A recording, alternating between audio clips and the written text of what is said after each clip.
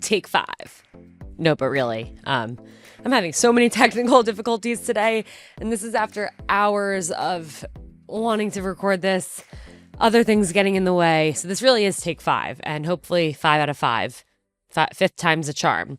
Guys, I am so excited for today's episode, partially because it's one I've always wanted to record. Not always, but it is one that I have very much wanted to record lately, and one that I have not been really sure, will people be receptive to this? Are people going to want this?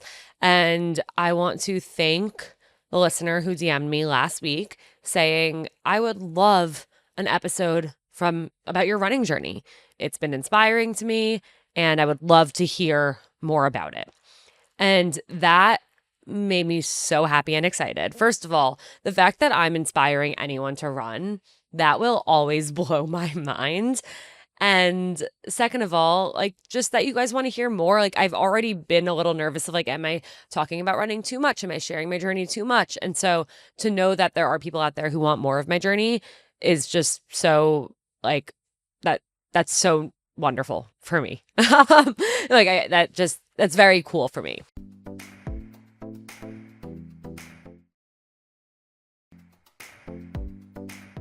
So I still, even though after getting that DM, I was like, I don't know, a lot of people might not want it. And I posted on my story a poll, and hundreds of you said that you actually did want to hear this episode. So we're doing it. The running episode of Seeing Other People. Disclaimer number 1. If you do not care about my running journey or about the fact that I'm running the marathon or about any of it, that's totally fine. You don't have to listen to this episode. There are over 400 other episodes of this podcast that are about dating and relationships and related topics that you can go listen to. If you've listened to all of those, you can also go listen to other podcasts that I've been a guest on if you want more Alana dating content, or you can just sit this one out. I feel like I put out 3 episodes a week now. There's a lot of stuff out there. You do not have to listen to this if you do not care. You could listen to it. It could inspire you. If you have anyone in your life who runs, you might learn something about why they do it, or what it means to them. I'm really excited to share this. It feels really special that you guys want to hear it. So thank you. And yeah, I think I'm just afraid. I think part of the reason I haven't done this is because I've been afraid that someone's gonna be like, Apple Podcasts, let's write a comment or leave a review that's there forever of well, this dating girl talked about running for 45 minutes straight. Please don't do that. Okay. That said, my second disclaimer of this episode is that I am not an expert. I am not a running coach. I am not a physical therapist. I am not a professional runner. I am a girl who started running, who has things that have helped me, who, there are things that I've learned along the way that I'm going to share, but none of this is fact. None of this is a recommendation. This is completely, entirely my journey. If you want more specifics or recommendations or things you should do or should not do, I know so many people I can refer you to, and the number one person I will say is Victoria Sekeli. She is my running coach. She came on the podcast recently. We did not talk about running, but her handle is Train Smart, Run Strong. Her business is called Train Smart, Run Strong. She is the expert. I am not. So I am deferring all questions, all technical things, all actual recommendations and advice to her. Everything else I'm saying is just my experience. And the reason I wanted to make that so clear is because I feel like I have been led down the wrong path many times by people in the running community, by running influencers who are like, you need this specific type of shoe if you're going to run a marathon, or you can't do this in your training, or you must do that in your training. And I have learned that everyone is so different. Everyone's bodies are so different. Everyone's feet are so different. Everyone's running journey is so different. And so it is very much not one size fits all. What works for somebody might not work for you, and vice versa. Similar to dating. But point being, I'm not an expert. Okay. Let's get on with the show. What do you say? in some way, and somehow I'm running the marathon this year, and I'm so excited to talk about it. Where do we begin? I thought a lot about where should I start this episode. Should I talk about, my marathon training? I started week 10 of my 20 weeks of training plan today, which is crazy. I did go do my strength workout before to kind of get myself in the mood for this. But I don't think we should start with the marathon because my running journey very much did not start with the marathon. And it's crazy that it's even getting to that point. My running journey, I want to take you guys back to my childhood. I was an athlete growing up, as many people were. I played soccer and tennis, and then I was getting into high school, and they both were the same season, so I had to pick one. And I picked tennis. I still stayed in like a more for fun, like spring soccer league, but I did not competitively play soccer at any point in my life. I did play tennis. I think this is a crucial part of my story that I tried out for the tennis team my freshman year of high school, along with like 50 other people. And I think there were probably like 15 freshmen trying out. And we had to run the mile in tryouts. And I don't think there was anything that scared me more than the idea of running the mile and a timed mile. I came in last at tryouts of every single person who ran the mile. I came in last for the mile. I am the only freshman that made varsity that year. So, you bet I did laugh. I stared at my coach and laughed every year after that when we had to run the mile. And when I was captain, my senior year, and I had to run the mile, and I still came in last. I couldn't run. I could never do distance running. We had to do it in gym class. I walked it. I think I had like a 13-minute mile time when I tried to run in tennis, and then like a 15-minute mile time when I chose to walk the mile in gym. So that is what my running life looked like.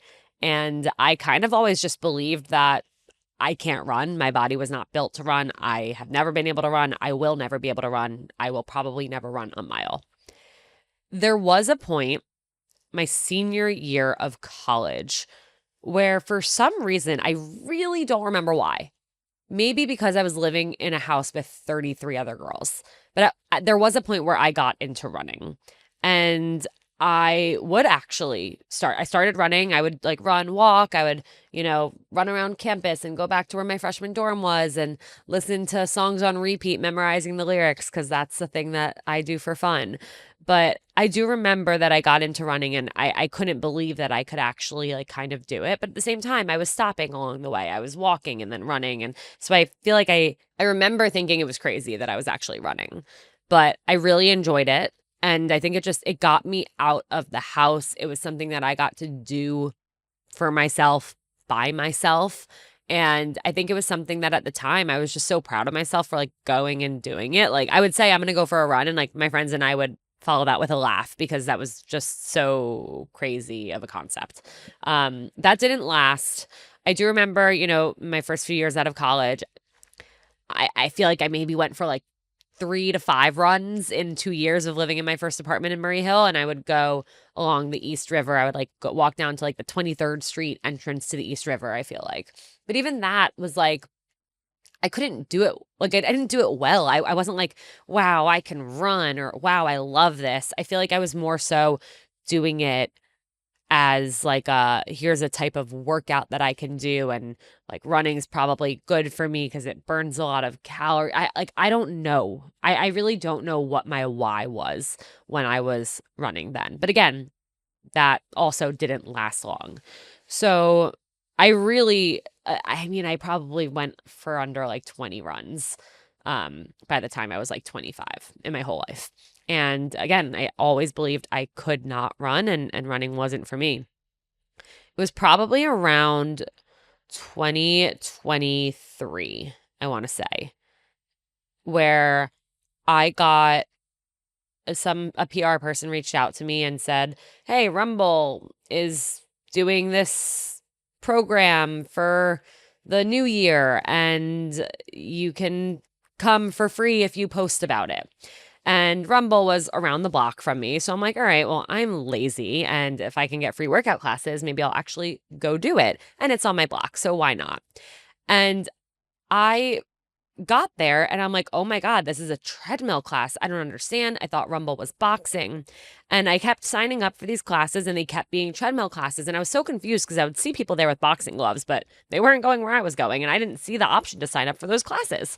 So I just assumed, oh, this program that I'm in is like only for the treadmill classes. And what the classes were, it was like half on the treadmill, half on the floor with weights. And again, like you would be running for like no longer than 90 seconds at a time while walking in between. And I actually really enjoyed it because it was a dark room with awesome music blasting and no one cared about what pace I was going. It was like easy, medium, hard levels. And I stayed on easy, but I actually surprised myself by kind of liking it. And lo and behold, I realized I was just clicking on the wrong thing on the website and I had to just adjust what I was clicking on in order to sign up for the boxing classes. But this experience actually forced me to realize like, oh, I don't hate running in the way that I thought I did. It could actually be kind of fun. So that program with Rumble ended. I stopped getting all the free classes and I realized like, oh, my gym has a running class. Oh, well, I'm never going to do that. But my friend Sammy wanted me to sign up for this elevated walking class. It was still a treadmill class, but it was on it was a walking class, like a hot girl walk class. And it was incline. And you could be going at like 3.5 miles an hour at a 12% incline, going up to a 13%. It was the hardest thing I had ever done in my life. And I remember people saying that the walking class was harder than the running class. And there was a day where I wanted to go to the walking class, but it was fully booked. I couldn't sign up. And so I was like, I guess, I'm going to sign up for the run class. Why not? Let's see how this goes. Worst case, I'm miserable. I can get off. I can stop. Whatever. So I fall in love with this class at Equinox called Precision Run. And I start going every Wednesday morning and every Friday morning. And I actually loved the instructors who would teach on those 2 mornings. On Wednesday, it was the wife, and on Friday, it was the husband. And they were awesome. And they made it fun. They made it not scary. It wasn't like, oh, everybody start running at 7 miles an hour now. It was, find the pace that you can run for 60 seconds at. That's your like base. That's your PR, they called it. And it was like, all right, so you're going to start at your PR minus 3 miles an hour and you're going to do that for 30 seconds and then walk for 15 seconds. They made it digestible. It was an interval-based, effort-based class. So I could be next to somebody that was running 10 miles an hour while I'm running 5.5 miles an hour, and we're both giving the same relative effort based on our running experiences. And I started loving this class, and I got to a point where I was like, wow, I love that I could now run like 3 miles for a workout or do a workout class where I'm running 3 miles, and that's awesome.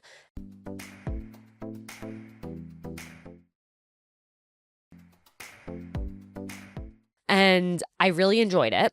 I started running outside. This was probably about like 2 years ago now. I started running outside. I remember, I guess it was my 29th birthday. I woke up and I went for a 3-mile run on the East River uptown. And I was like, I can't believe that. Like I woke up and I wanted to go for a run. Like that was crazy. And so I just started to enjoy it more and more. But I remember saying to people, and I quote, I hope I never aspire to run more than this. I so deeply did not want to run a 10K or want to run a half, like the thought of ever even doing any actual race. I never even signed up for a 5K. I didn't want to, I didn't care to. And I just really hoped that I would not. And fast forward, so at some point, my parents moved to Florida in 2021, and it's really beautiful there. And I love palm trees, and their community has this walking path throughout the entire community. And so, Thanksgiving, I went for a little run when I was there. And then December, I went for another little run when I was there. And I one day decided I'm gonna try and go for a little bit of a longer run, maybe like 4 miles, maybe 5. And I set out, and I remember my parents told me there was a shortcut to get through the community and not have to run the whole loop, which was 6 miles. And so I start running, and I'm like trying to find the shortcut, and I can't find the shortcut. And I call my mom, and she's explaining to me where the shortcut is, and I still can't find it. And at a certain point, I'm like, I guess I'm not doing the shortcut. Like, I think I'm going for it. I think I'm going to try and do 6 miles. It was the hardest thing I had ever done in my life, getting through these 6 miles. I probably stopped 25 times. The sun was beaming down on me. I remember being like, I'm not going to make it. And then I did. I did it. I could not believe that I had run 6 miles. Saying it out loud was crazy. And I remember going back to my instructor at Precision Run, Sean, and saying, I ran 6 miles when I was away. And the whole class cheered, and it was just like very exciting and something that I was so proud of myself for, because I never thought that I could do that. Like, I truly did not believe that my body was capable of doing that. And so that takes us to kind of what happens next, where I start getting more into running.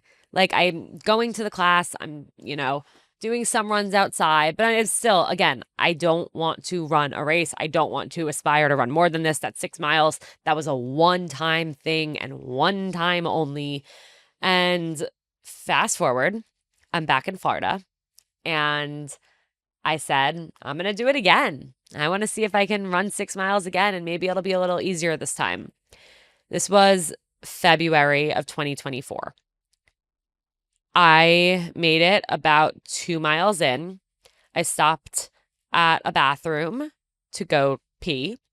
And a minute later, when I tried to walk out, I could hardly walk. I was in so much pain. I am pretty sure I had my parents come and pick me up, because I actually could not get back to the house, even though I hadn't gone that far. And this was the beginning of my very long, drawn out, over a year long IT band injury. At the time, we thought it was a calf strain. I went to PT because I was in pain. It hurt to walk. Anytime I tried to run, I couldn't. And I was afraid that I wouldn't be able to dance at the wedding. So I went to PT. Me and Jake happened to be in PT at the same time, but it was very funny. We would both be there and be like, hi. And everyone knew us as the couple that was just in PT together before their wedding. But I kind of decided okay, I'm not going to try and run before the wedding, because I really don't want to risk hurting myself for the wedding, for walking around Europe on our honeymoon. And so I was very eager to, get back from our honeymoon and go for a run. I had done PT for months. I had taken months off from running. I'm like, I should be good. And Jake and I went for a run. It was the day after we got back from our honeymoon. And I remember us saying, this is going to be the first and last time we ever run together. And it was. It most certainly was. And at first it felt great. And then about a mile in, I was in pain. The same exact pain from before. And I was really sad. I was like, I had waited so long. I rested. I did my exercises. This doesn't make sense. Why am I still injured? And I went to a doctor, and they did scans and concluded it was IT band friction syndrome. And I remember there was a certain point in the summer where I was so fed up. I just wanted to run so badly. I got off of a virtual doctor's appointment with my doctor, who had said, take time off again. And I was so fed up that I went for a run. This was August of 2024 now. I ran 3 miles with no pain.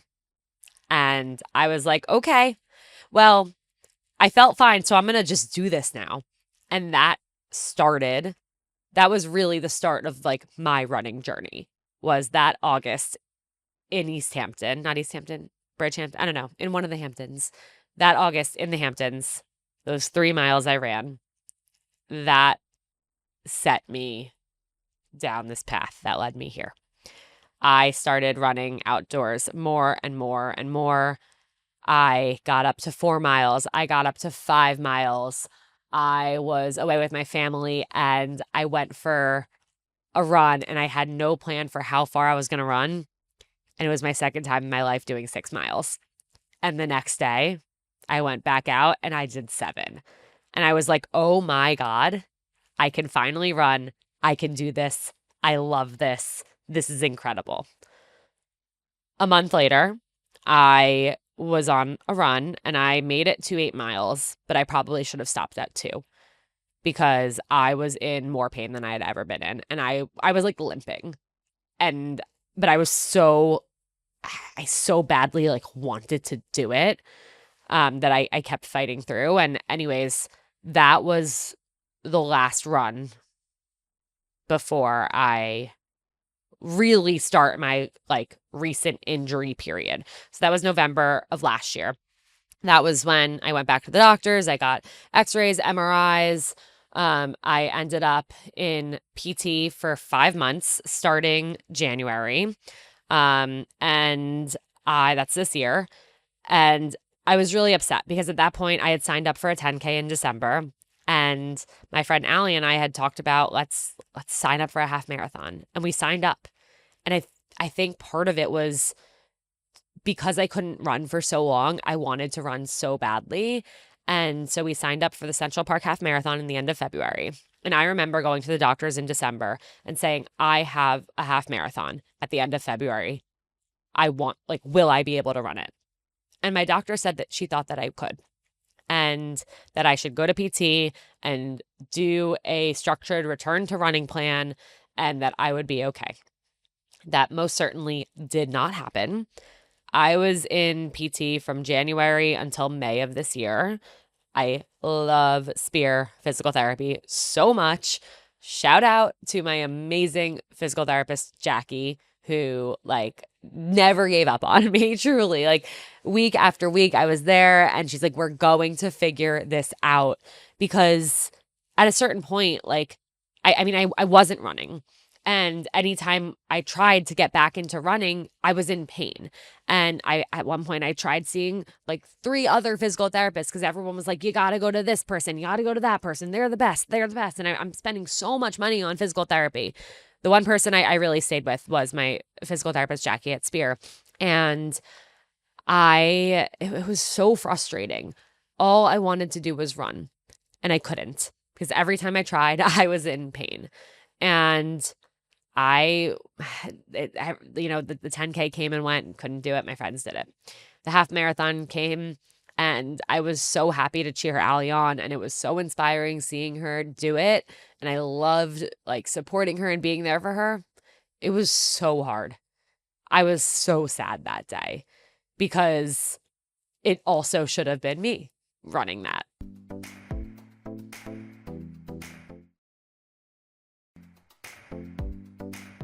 And I think all of these things just built on each other where, the more I felt like I was entering this world of running, I started following more and more people who run and I loved their content and they were having so much fun with it. And I'm like, that's what I want to be doing. Like, that is what I want to be doing.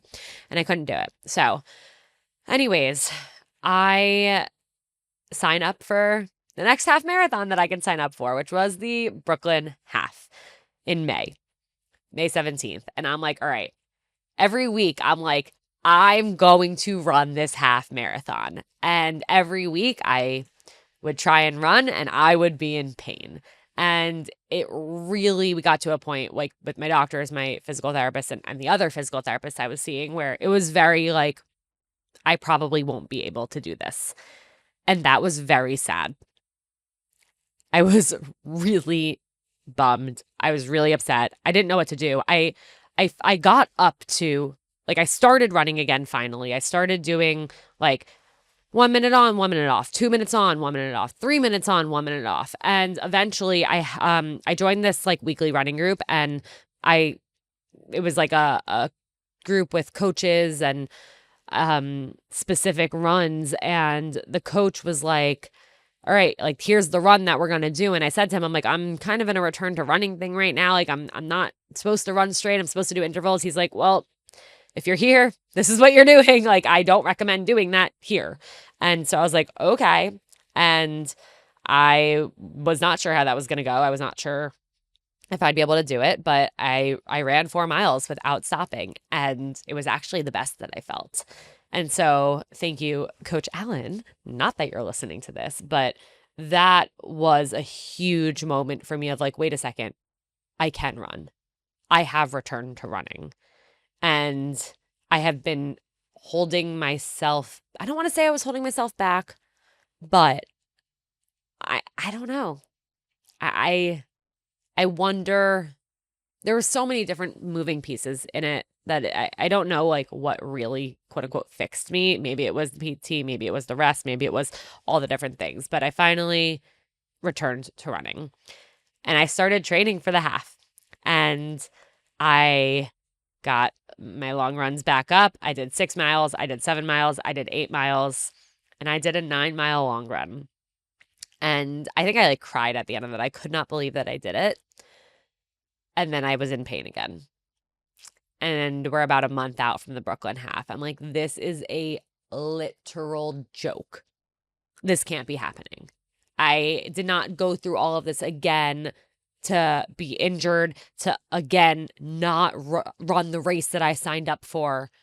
I'm not even trying to race these things. I had worked so hard. I had gone through so much. I just wanted to do it so badly. And so I made another appointment with my doctor, and at this point, we're about, I want to say 13 days out from the half.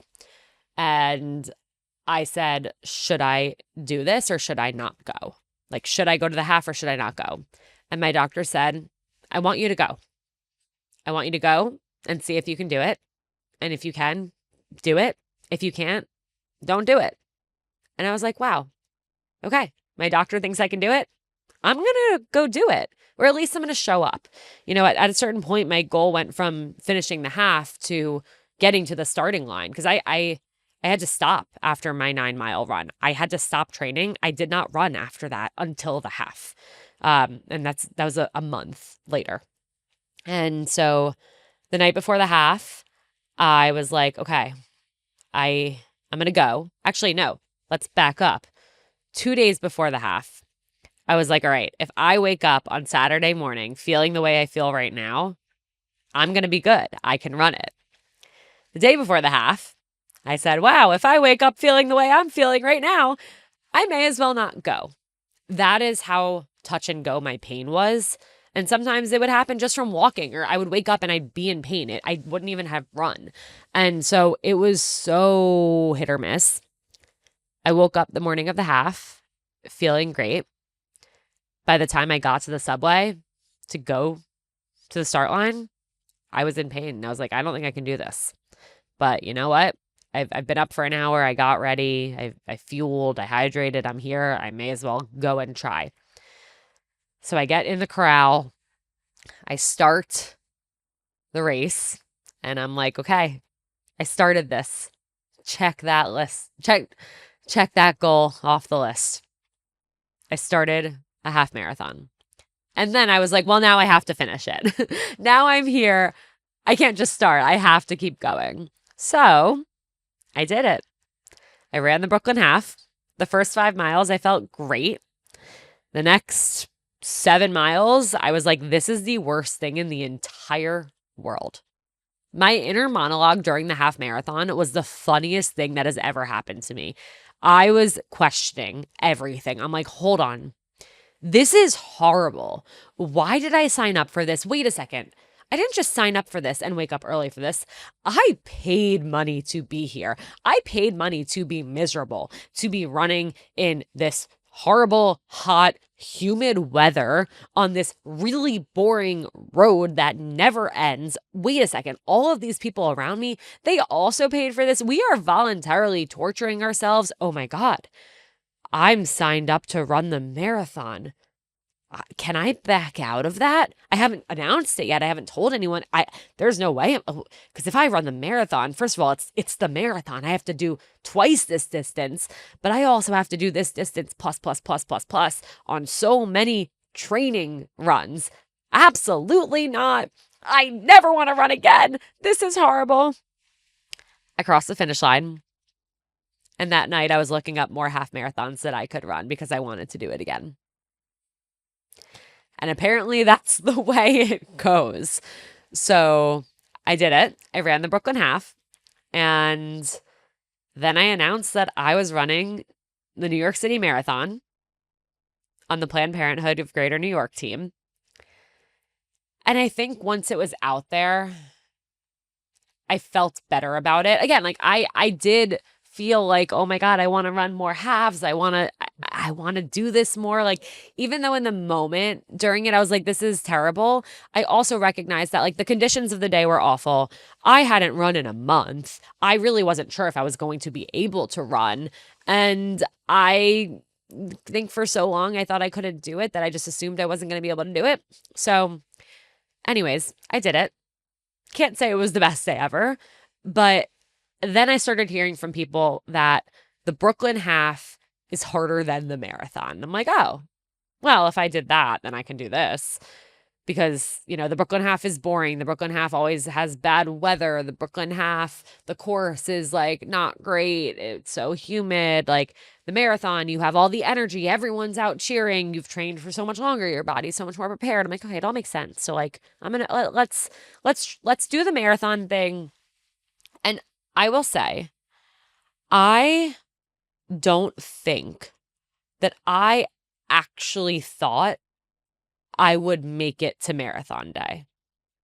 I don't think I thought I would make it halfway through training. I am on week 10 of training for the New York City Marathon, and I definitely did not actually think I would get to this point.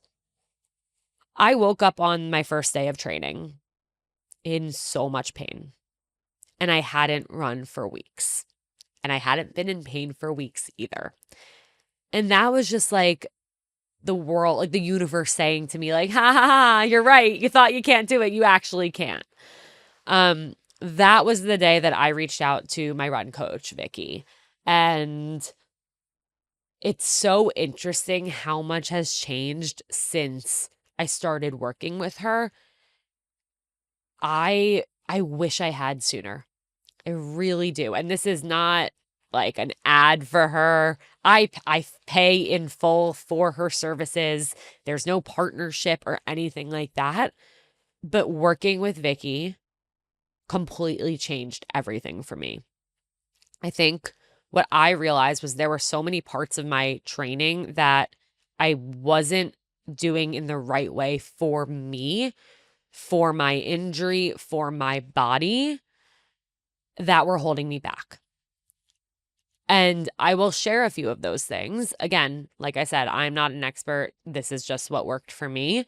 But from all the physical therapists that I had gone to, I had like a 30-minute basically like workout before I would go for runs. I went to a PT whose name I haven't mentioned, but at one point I was given like 10 exercises to do before every single time I go for a run.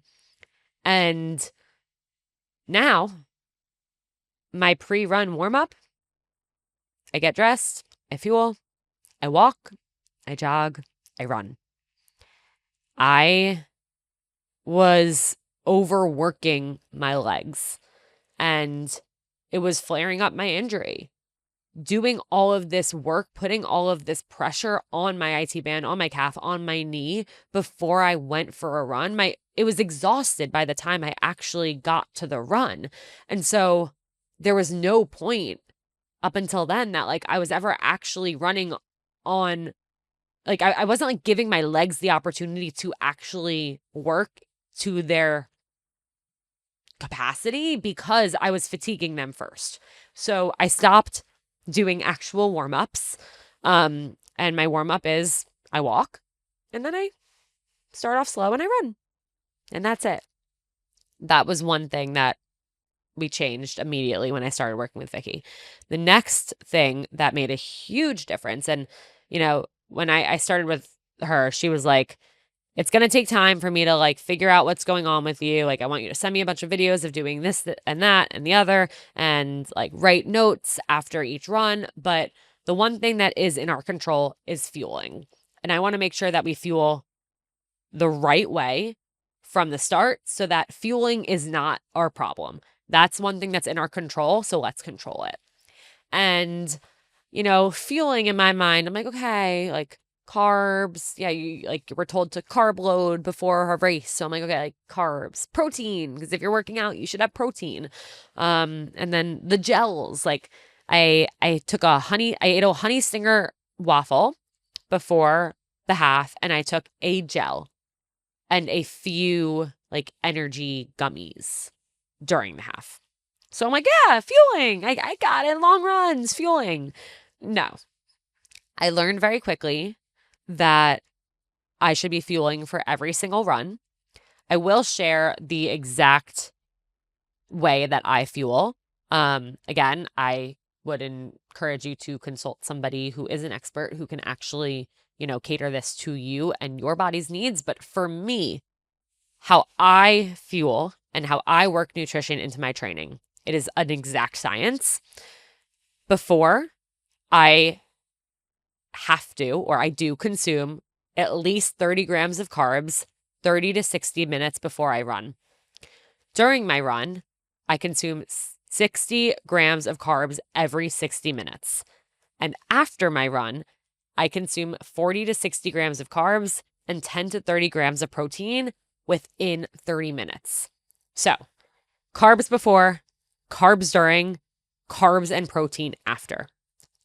I had it all wrong. Even the first few weeks, like I was telling my coach, what I was having, and it was like, oh, actually, that bar doesn't have nearly enough carbs. It doesn't have half as many carbs as you need, and it has protein, which is going to, cause more GI issues, and it's not actually going to like help you run better. And so there were a lot of shifts that I had to make. You guys, nutrition makes such a difference. Like actually fueling right is the biggest game changer that you can possibly do when you run. And this isn't just for long runs. Like I have the 30 grams of carbs and before and the 60 grams of carbs during, even if I'm going on a short run. So let's say I'm going on a 3-mile run, I'm having either a banana or an energy waffle and orange juice or something like that before. And then during, I use Tailwind Nutrition, and I put 1 scoop of that in my water if my run is under 60 minutes. And I put 2 scoops of it in my water if it is 60 minutes or longer. And once my runs are longer than 60 minutes, I'm taking gels every 20 minutes. I am consuming so many carbs on each run. Huge misconception. I mean, everybody's body is different, but don't train for a marathon if you want to lose weight. That's not going to happen. I have been eating more than I've ever eaten in my life. I'm hungrier than I've ever had in my life. Last Thursday night, I went to Subway. I got a foot-long sandwich, which is something I have never done before. I ate half of it, and I was like, oh, I'll save the half for later. The other half for later. 5 minutes later, I ate the other half. 5 minutes after that, I was still hungry. That is what marathon training does to your body. And it's important to feed your body when you're hungry. Like, I think I had a really hard time like wrapping my head around the carbs thing before, because like we think of carbs and we're like, oh, carbs aren't good for you. It's like carbs are actually what your body needs to perform. And so if you are running, eating carbs is the healthiest thing for you. I think it's just redefining like what health is and what is healthy for you and your body based on what you are doing and what your body needs. And so that really, really changed the game for me. I have not been in pain in months.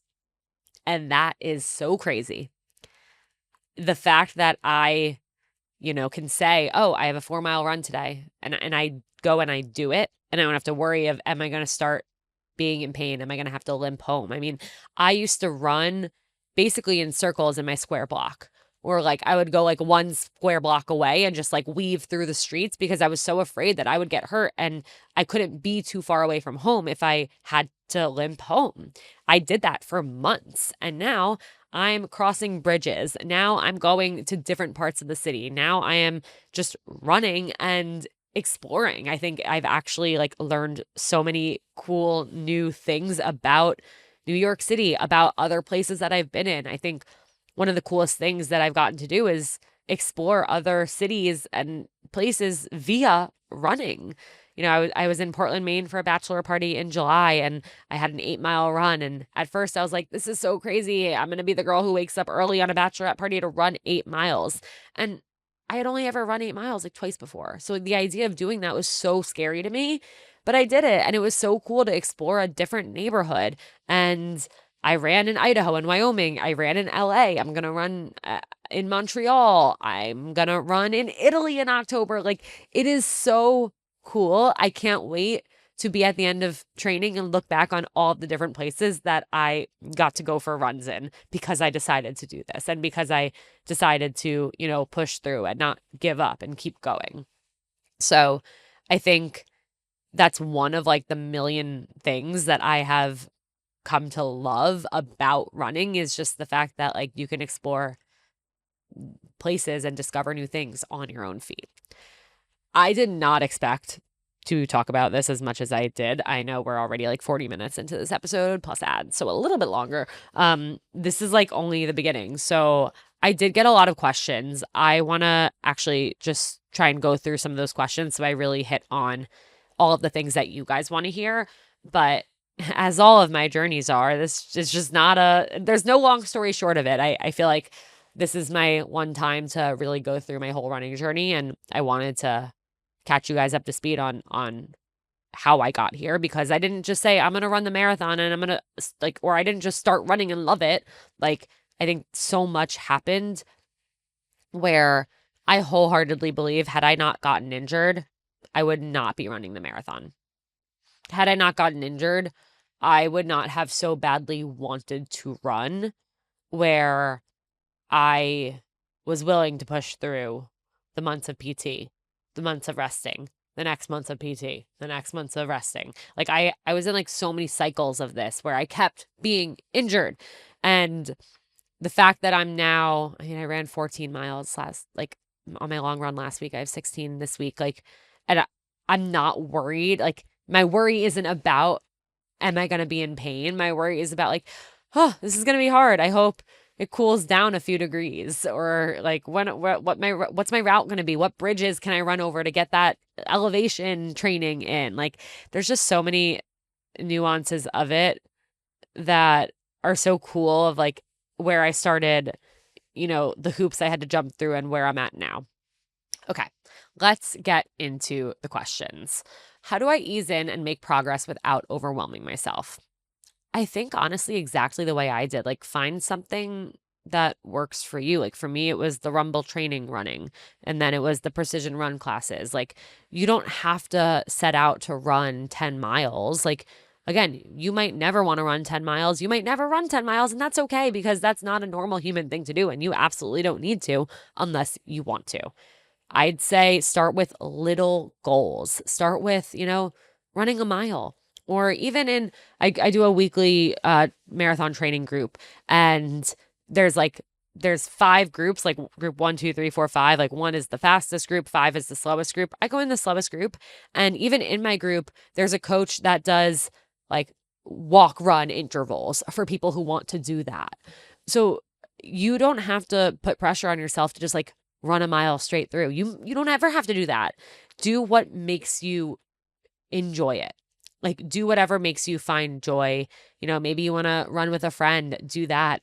The Nike running app, Coach Bennett, I don't even know what this guy looks like. I just imagined him to be a beautiful foreign guy because he has a great accent. He has gotten me through so many runs. He breaks down running and like teaches you things about running as you run. He gets you through each distance. Like, I highly recommend the Nike running app for starting out with running. And again, like, only do it if you find joy in it. I love it. I realize this. There are three main reasons why I love running. The first is that I get to listen to music. It is uninterrupted time to jam out. If you ever see me running, I'm like bumping my fists. I'm singing along. It's the definition of dance like nobody's watching. I run like nobody's watching. I'm having my own personal concert, and it is awesome. Number two, I have found so much joy in putting together fun, bright, colorful running outfits. I have since acquired so many running clothes. You don't need to do that. You don't need the same sports bra in every color. You don't need the shorts that the influencers are wearing. You don't need any of that stuff. You really just need like whatever. You probably have it already. The sports bras, the shorts, the biker shorts, whatever you want. You have what you need to run. But for me, it adds an element to it. It makes it more fun. It gives me something else to look forward to. I love putting together the running outfits. That sparks joy for me within running. So I do that because I can, but you don't have to. Number three, running is time off of my phone and time off of social media. And I need that to survive. I cannot go without that. I cannot go on. I get so anxious. And the fact that running gives me an escape from that. And yes, I film while I'm running. Like people have seen me like running by like this, filming, but I'm not on social media. I'm not posting in that moment. I'm not reading comments. I'm not swiping and doom scrolling. I'm running and I'm focused on running. I enjoy filming because it makes the time go faster. And the fact that I can combine running, which I love, and creating content, which I love, is amazing. But for me, it adds something, and the fact that I get to be off my phone is so huge. So those are the reasons that I love running. There are so many more reasons, like the running community, the friends I've made, like I said, like the places I get to explore and see and run in. It's brought so much to my life. And so if you are trying to run, I would really hone in on like, why do you like to run, or what can you do with running that makes it more enjoyable? I've listened to audiobooks when I run. I've continued runs because the audiobook is so good that I don't want to stop my run because I want to keep listening. I have discovered so many new podcasts, and that's one thing I'll say, and we'll get into pace because I think that's an important conversation too, but I run slow. Could I run faster? Yes. Given my history with my injury, should I run faster? Probably not. I could, but I shouldn't, especially with long runs. And so running slow, sometimes when I'm listening to awesome music, like when the Jonas Brothers album came out, like I ran so much faster than I should. And pacing is actually really hard. Like running slow is really hard. And so listening to a podcast or an audiobook instead of music sometimes helps me run slower. So I do try and do that for my longer runs. Like I try and not jam out and have that solo concert situation. But I think, find your why. Maybe you're trying to try like the top 10 matcha lattes in the town or city you live in. Okay. Run to those places. Have those be the end of your run, something to look forward to, something to, add to it. So I think that's another thing. Like, really, don't run if you hate it. Like, I hated it for so long, and so I didn't do it. I didn't start running until I loved running. And listen, it's a great workout, but there are so many other workouts, and I'm such a firm believer, like, find what brings you joy. Okay. Next question. How do I get through the waves of the mental battle that tell me to stop? I tell myself that I chose this. Like I didn't have, nobody is forcing me to wake up at 6:00 on a Thursday morning, a Friday morning, a Saturday morning to go run 14 miles, soon 16, and then 18, and then 20. Nobody is forcing me to do this. I signed up for this. In fact, I paid for this. I have spent a lot of money on this sport, on this marathon, on this jacket that I'm wearing, which many people won't wear until after the marathon. I'm really only wearing it for the podcast. I don't believe in jinxing things. Maybe I'll be proven wrong, but I have spent so much money to show up for this marathon in the way that I am. I chose this. I fully chose this. I could drop out at any time, but I don't want to because there are so many reasons why I'm doing this. And I'm doing this for me. I'm doing this to raise money for Planned Parenthood. I keep that in mind in hard times. Like I've raised over $7,000 already, and that's so incredible. And I feel so supported by friends and family and followers and anonymous donors. And so I keep that in mind, that I have people cheering me on. And I remember that every single time I'm done with the run, whether it's a 3-mile run, whether it's a 2-mile run, even 1 mile, I've been proud of myself for a 1 mile because I know I couldn't do that before. And when I was injured, I wanted to do it so badly and I could not. I physically could not do it. Every single time I'm done with a run, I am so freaking proud of myself. And I just don't get that anywhere else in my life. And so I remind myself of that. Like if I'm halfway through a long run and I really want to give up, I'm like, I know I will be so proud of myself when I finish this. Especially now that I'm in this phase of training where every long run I go on is like the new longest distance I've run. It's so scary, but it's so cool. And the last thing I tell myself is, all I have to do is run. Like life is so hard. There's so much happening. There's so much we're responsible for. So many feelings. Right now in this moment, all I have to do is run. I have to put one foot in front of the other. And if I have to stop and walk a little bit, that's okay too. At the end of the day, I just got to keep moving forward. So those are some things that I tell myself when I am having that mental battle during a run of like, oh my God, this is the hardest thing in the entire world. Oh my God, I want to stop. Oh my God, ow. Oh my God, I'm tired. I'm hot. This is terrible. It's too sunny. It's too hot. It's too cold. Like, it's just running. And all I have to do is run. Okay.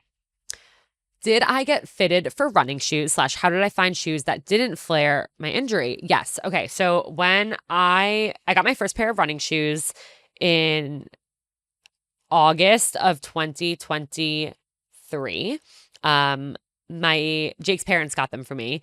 And it's so fun. Like I thank them for that to this day. I'm like, you guys got me my first pair of running shoes, and they're the shoes I ran the half in, and I still use them. I use Brooks, but yeah, I went to Fleet Feet, which is a great running store. I got my feet scanned and they recommended Brooks. I had never heard of Brooks before. I didn't know what Brooks were. I didn't know if people loved them or hated them, but I was like, okay, this is what my foot scan says I should run in. This is what I'm going to run in.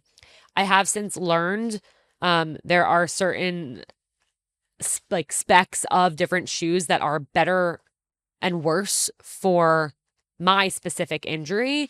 And so from talking to my doctor, from talking to my physical therapist, I have learned that there's like a specific heel to toe drop that I should go for or whatever.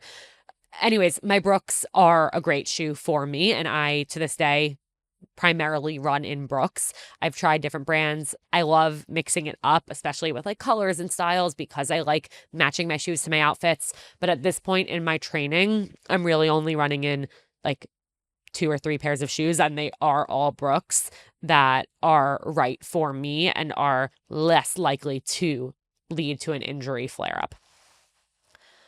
How do you pace yourself? I'm struggling. Like I said, pacing's really hard. It helps to find other people who run a similar pace to you.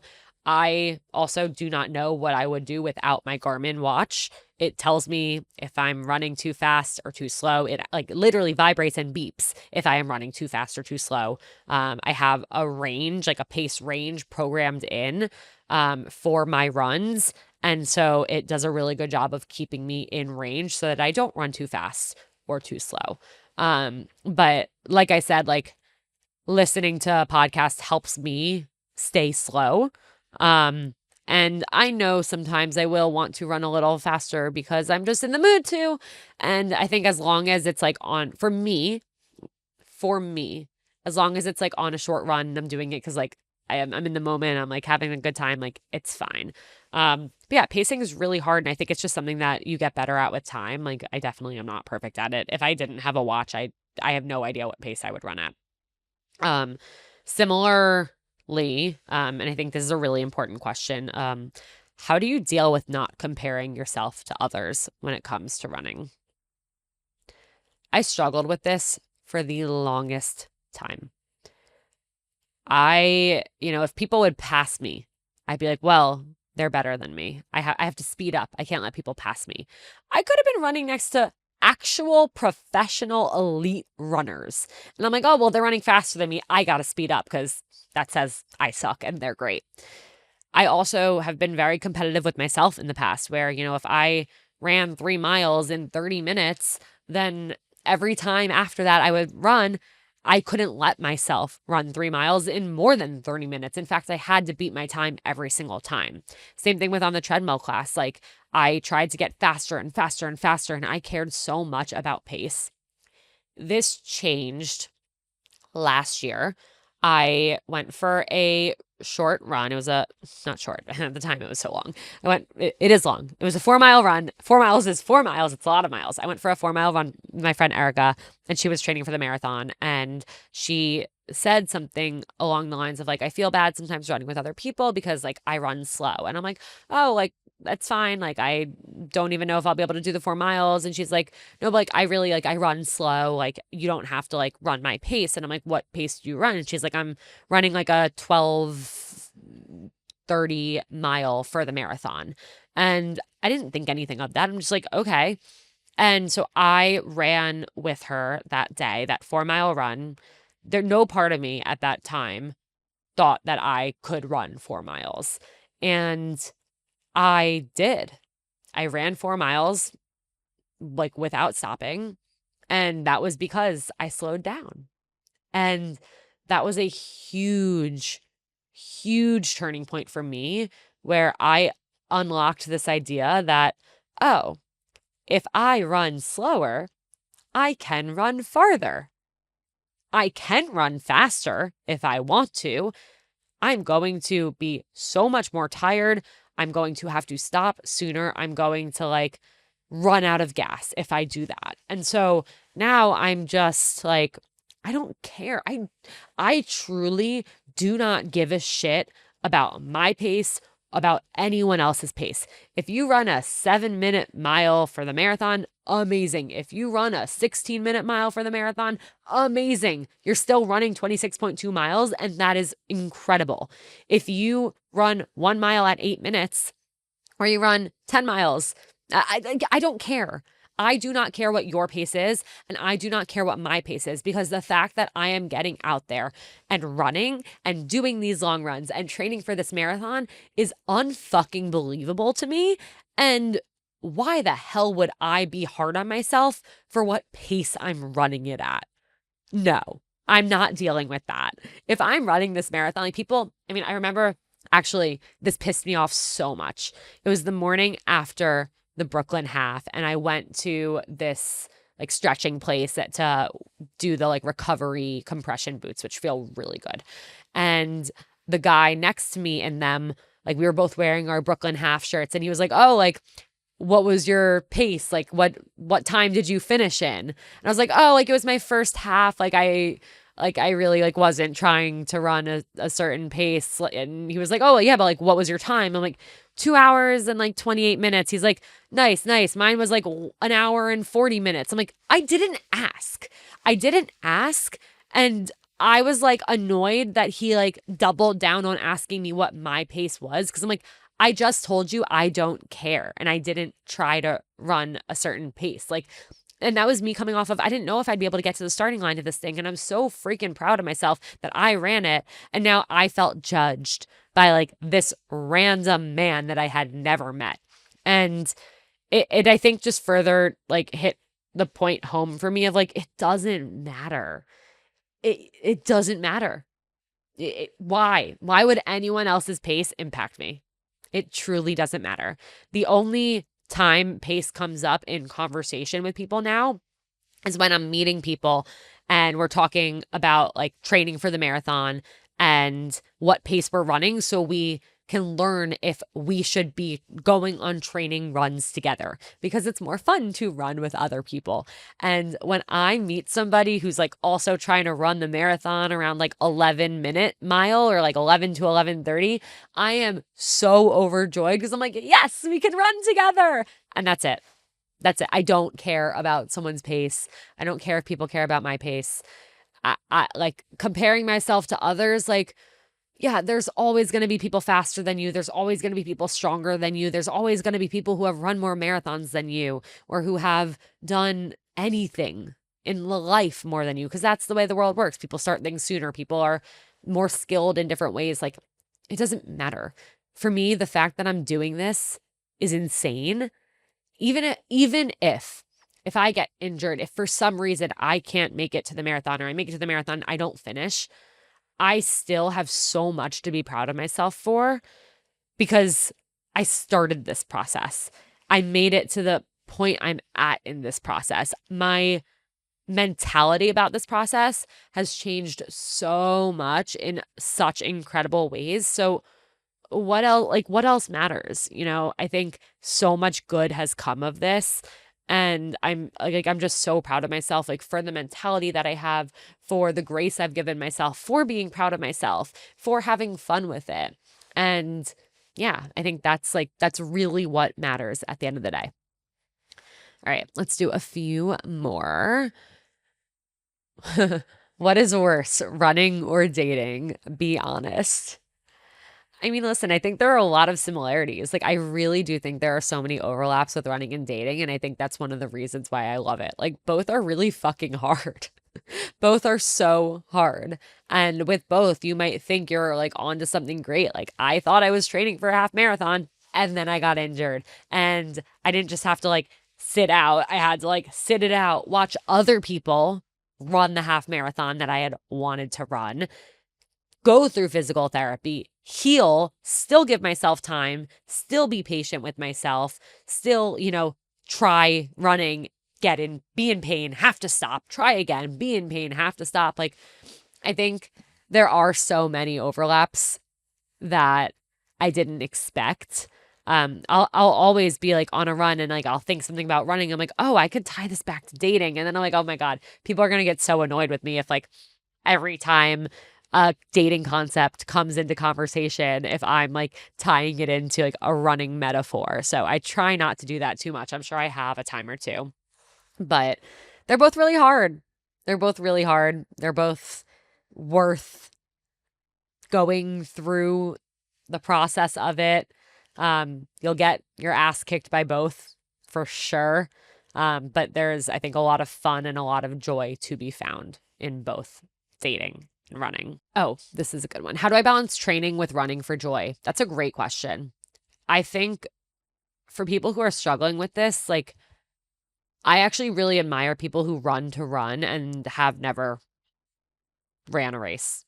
Like, I'm not, as much as I told myself I didn't want to, like, I'm not surprised that I am, because I am like a high achiever in a lot of things I do. And because I am competitive with myself, and because I want like the bragging rights, and honestly, because I want the jacket. Like, I remember last year when I went and cheered my friends on in the marathon, no part of me was thinking I'm going to do this next year. That day after the marathon, when I saw all those people walking around in their finisher jackets, you bet I was saying to myself, wow, maybe I will run the marathon, not for the medal, but for the jacket, because these people seem really freaking awesome and I want to be one of them. And so I think if people don't find the desire to run a race, to train for something, don't do it. I didn't know how I would feel about training. When it came time to consider, am I going to do the marathon or not, and applying to do it with Planned Parenthood and entering the lottery, I remember runner friends recommending that I wait and see if I enjoy training for the half marathon first, because running to run and training for a race are different. There are so many differences. And I didn't really get to fully experience the training for the race because my my half marathon training got cut a month short. So I really wasn't sure how I was going to feel about marathon training. I love marathon training so much. I think it has absolutely changed my life for the better. I feel like I have this important priority.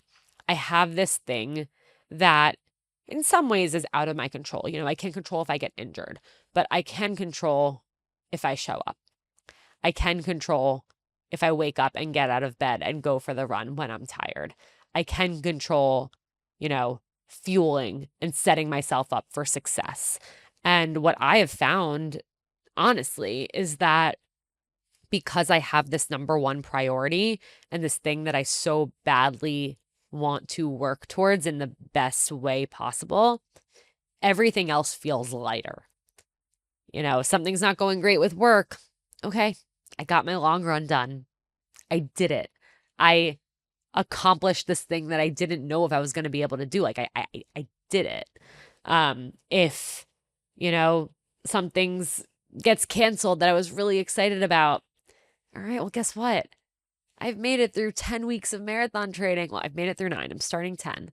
I'm 10 weeks into marathon training and I have not missed a day. That blows my mind. As someone who is always sick, as someone who is always injured, as someone who is always tired and can't wake up for the life of her, the fact that I have not missed a day, the fact that I am waking up and jumping out of bed because I get to go for a run, not because I have to. I feel so much gratitude for running. I feel so much gratitude for my friends who are supporting me, my family who is supporting me, the people who listen to me talk about running nonstop. I feel so supported. I feel so connected to the people in my life who also run and have run a marathon or are training for one. I just feel like running has brought me so much, and specifically marathon training I really think it has changed my life. And, I've only been doing it for a little time. Will I run a half marathon or a marathon or a 10K or anything after this? I honestly don't know.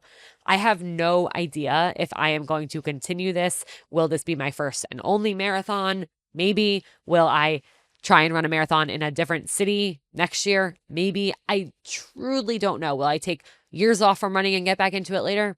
I don't know. I don't care. Right now, this is where I'm at. This is what I'm excited about. This is what I can't wait to do.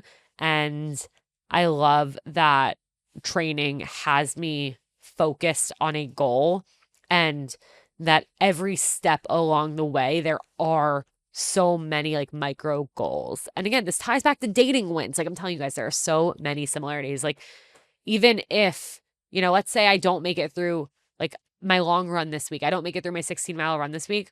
Okay, there are still so many wins along the way, so many wins this specific week that have yet to happen. Every single run, every single time I go to the gym and get through my strength or go up in weight or, discover a cool new place that I didn't know existed. Like there are so many wins. I made 2 new friends last week that I ran with, and I'm so excited to continue to be friends with them and to continue to run with them. And I just think there's so much to celebrate, even, if I don't finish the marathon, even if I don't get through a run, it's okay. It's okay. So yeah, I can't believe I just talked for an hour and 10 minutes about running. Again, I never saw this coming. This running era of my life is the most unexpected plot twist that could ever have happened to me. Truly. I still feel like the girl who can't run. People are like, oh, I can't run 10 miles. I'm like, yeah, me either. Oh, wait, I have like every week for the last however many weeks. Like I still, for so long, I struggled with like saying I am a runner, especially last year, like before I had ever like run the half. Now I'm more able, I'm training for the marathon. I'm a fucking runner. But before, even when I was running, even when I was really excited about it and, going for runs, my running friends were like, you're a runner. Like, you're doing it. You are a runner. And I'm like, no, I'm not. I'm a girl who goes for runs. I'm a runner. And I think it's really cool. And it's opened up a whole new world for me. And I'm just like, I have so much gratitude towards running and towards my whole journey. And like I said, like, I would not be running the marathon. I would not be training for the marathon had I not been injured. And so I think it's just a lesson of like, life throws things your way for a reason. And I try and believe that everything happens for a reason. When bad things happen, it's really hard to believe that. I know that. But I know that my journey, my injuries, I also think part of the reason I'm running this is to like prove to my body that I can do this, because like, my friends will be the first to say I'm the queen of canceling plans because I don't feel well. I never feel well. I'm always sick. I'm always going to doctors. I always have certain things going on. And yeah, I have had runs and days where I have felt sick and I have only gotten off of the couch or out of my bed in the hour that I felt okay enough to go run. I have done that. And that's a choice I've made for myself. And if I ever really feel like I can't, then I won't. I think I also like, I'm allowing myself the flexibility if I need it. I don't know. I don't know what to say, is what I'm saying after I just said things for 70 minutes straight. I don't know. I love running. I love how many of you have messaged me that I have inspired you to start running. That is not something I ever thought I would be doing or hearing. I hope that you guys took something away from this. I hope you learned something. If you have more questions, DM me. Of course, I would love to do a more running talk, or me and Jake can talk about it, and get his perspective on it in a co-host for life episode 2. I did have a question of, can I start a chill sop run club? Guys, if I started seeing other people run club, are you going to show up? I could start it. It's up to people to come. I don't know. I think that's one of the things I'd be nervous to do because I wouldn't think anyone would actually come. So if you guys want it, and it doesn't even have to be a formal run club. It could just be like, who wants to go for a run with me this week in Central Park? Here are the days. Let's do it.